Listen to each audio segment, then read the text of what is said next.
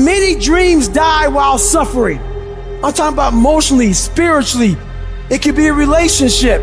When you're suffering, you give up on the very things that you wanted the most. Life is going to beat you upside your head. Before you blow up, life will strip you to the core. What makes you get up when you fall down?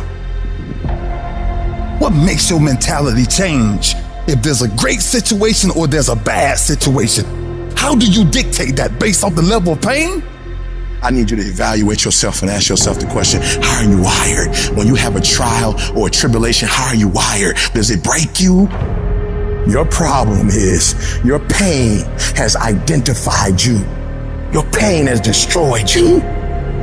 All of us will hit the wall. That wall shocked some people. That wall knocked the life out of some people. It didn't work out for them. They hit the wall and they turned around. But there's some small number. They decide, wait a minute, I'm supposed to be over there. This kind of person refuses to be denied. I'm wired differently. I get excited about no. I love no. I love it. It turns me on. No, Eric, I'll be back. I'll be stronger when I come back. This person doesn't care about the pain because this person knows something. There's no gain without pain. So this person comes back anyhow, again and again. And if you keep on hitting that wall, here's what happens to you. You will have an incredible breakthrough. And it's as if the universe says, let's help him out. I admire that kind of tenacity. Let's give her a hand. Let's send her assistance, send her resources. It will come out of nowhere. As you're working times with tears falling down your face, and you'll look back on the times and you will cherish those times.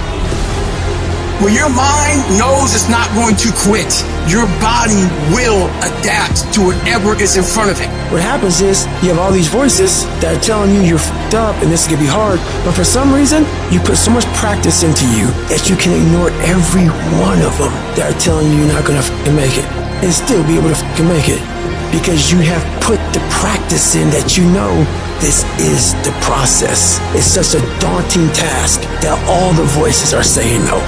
But you still have the conviction that I know I can do this. When you get knocked down, and you're going to get knocked down, when you run into some roadblocks and you're going to run into them, you can always be able to bring yourself back in knowing if someone has done it, it's possible that I can do it.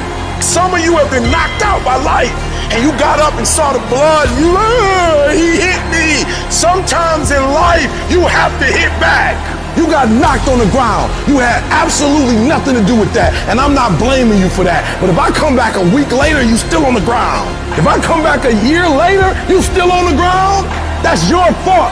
If you get knocked down, there's nothing you can do about it. But getting back up has every single thing to do with you. And you will promise me that from this day forward, you will not be defeated.